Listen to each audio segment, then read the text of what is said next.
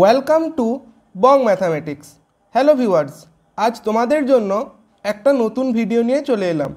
তোমাদের মধ্যে অনেকেই জানতে চেয়েছো এস্টেট 2024-এর এডিট উইন্ডো যে ওপেন হয়েছে, ঠিক আছে, ওখানে আমরা কি কি এডিট করতে পারবো সমস্ত ডিটেলস আজ এই ভিডিওর মাধ্যমে জানাবো। তো ভিডিওটা শেষ অবধি দেখো। তোমরা প্রথমে চলে যাবে এস্টেটের অফিসিয়াল ওয়েবসাইটে, যার লিঙ্ক তোমরা এখানে দেখতে পাচ্ছ, এবং এই লিঙ্কটা ভিডিও ডেসক্রিপশন বক্সেও আমি দিয়ে দেবো যাতে তোমরা দেখতে পারো।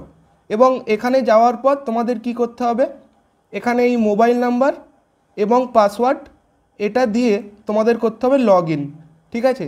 এবার এখানে দেখে নাও কোন কোন জায়গা তোমরা এডিট করতে পারবে।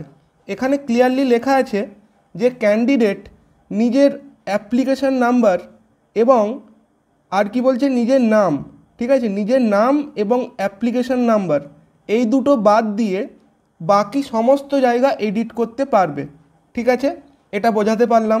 এবং আর কি বলছে যে তারা যদি কারেকশন করার সময় নিজের কাস্ট বা ক্যাটেগরি চেঞ্জ করতে চায়, ধরো কেউ জেনারেল থেকে এসসি করতে চাইছে বা এসসি থেকে জেনারেল করতে চাইছে, সেই ক্ষেত্রে তাদের কিন্তু যে পেমেন্ট করার কথা বলা হয়েছে, আগের নোটিফিকেশনেই বলা হয়েছিল যে কাস্ট যদি চেঞ্জ করতে চাই কী পরিমাণ ফিজ লাগবে ওটা দেখে নেবে তোমরা।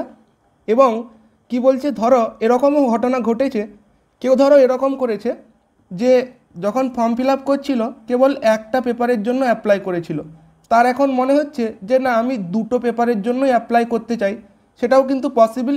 এডিট উইন্ডোতে তুমি এডিট করতে পারবে এবং সেই ক্ষেত্রে তোমায় কিন্তু একটা ফিজ পেমেন্ট করতে হবে, যে তুমি কেবল দুটো পেপার ছিল সেখান থেকে যদি একটা পেপার করতে চাও বা একটার থেকে দুটো করতে চাও, যাই করতে চাও তোমায় কিন্তু একটা পেমেন্ট করতে হবে।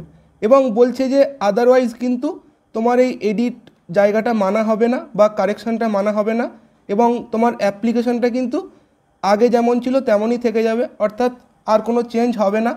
তো পেমেন্ট কোন জায়গায় করতে হবে এইটাই অনেকের কনফিউশন হচ্ছে, ওটা আরেকবার ক্লিয়ার করে দিই। না, তুমি যদি নিজের ক্যাটেগরি চেঞ্জ করতে চাও এবং পেপার কটা পেপার পরীক্ষা দিতে চাও সেই জায়গাটা চেঞ্জ করতে চাও, কেবল এই দুটো জায়গায় কিন্তু তোমায় ফিজ দিতে হচ্ছে একটা, বাকি সমস্ত জায়গা তোমার কিন্তু আনঅল্টার্ড থাকছে, ঠিক আছে। এবারে আরেকটা কথা অনেকেই জানতে চাইছিল যে আমরা ক্যাটেগরি চেঞ্জ করব কি না। দেখো, বাইরের স্টেটের যারা আছো তারা কিন্তু প্রত্যেকেই ওখানে জেনারেল হিসেবেই কাউন্ট হবে, কাজেই তোমার নিজের স্টেটে হয়তো তুমি কোনো রিজার্ভ ক্যাটেগরির থেকে আছো, ধরো এসসি এসটি ওবিসি অনেকেই দিয়ে ফেলেছো ওখানে, তো তারা যদি চেঞ্জ করতে চাও নিজেকে জেনারেল হিসেবে চেঞ্জ করে নিতে পারো, কারণ তুমি বাইরের স্টেটে জেনারেল হিসেবেই ভ্যালিড, তোমার কিন্তু ওখানে কোনো রকম রিজার্ভেশন ভ্যালিড হবে না। তো চেঞ্জ করতে চাইলে করতে পারো এবং তার জন্য তোমায় কিন্তু একটা ফিজ দিতে হবে। এবার এডিট উইন্ডো কবে থেকে কবে অবধি থাকবে, 12 জানুয়ারি 2024 থেকে 17 জানুয়ারি 2024 এই তারিখের মধ্যে তোমায় করতে হবে এডিট, ঠিক আছে। এটা ছিল প্রথম কথা। দ্বিতীয় কথা এখানে কি বলছে যে এখানে ক্যান্ডিডেটদের জানানো হচ্ছে যে তারা নিজের ফটো এবং সিগনেচার একবার যেন চেক করে নেয় এবং এটাও যেন চেক করে যে এগুলো ক্লিয়ারলি ভিজিবল কিনা, ঠিক আছে। এবং সেই ক্ষেত্রে যদি ভিজিবল না হয় বা কোনো রকম চেঞ্জ করার প্রয়োজন পড়ে, তো বলছে যে এডিট করতে গিয়ে ফটো এবং সিগনেচার যেন চেঞ্জ করে নেয় এবং আপলোড করে। আদারওয়াইজ কিন্তু কি হবে যে তোমার এই ধরনের ফটো এই ধরনের সিগনেচার যেগুলো ভিজিবল ছিল না ক্লিয়ারলি বা একটু অস্পষ্ট ছিল, ওই অবস্থাতেই কিন্তু তোমার অ্যাডমিট কার্ড ইস্যু হয়ে যাবে। এবং সেই ক্ষেত্রে যদি এটা গোলমাল থাকে তাহলে তুমি যখন পরীক্ষা দিতে যাবে তোমায় কিন্তু প্রবলেম ফেস করতে হবে, এটাই বলছে। তো কারেকশন করে নেবে যাদের ফটো সিগনেচারে প্রবলেম আছে। তো বলছে এটাই কিন্তু কারেকশন করার লাস্ট তোমরা সুযোগ পাচ্ছ, এরপর কিন্তু আর কোনো ধরনের কারেকশন করা যাবে না, এটা এখানে বলার ছিল।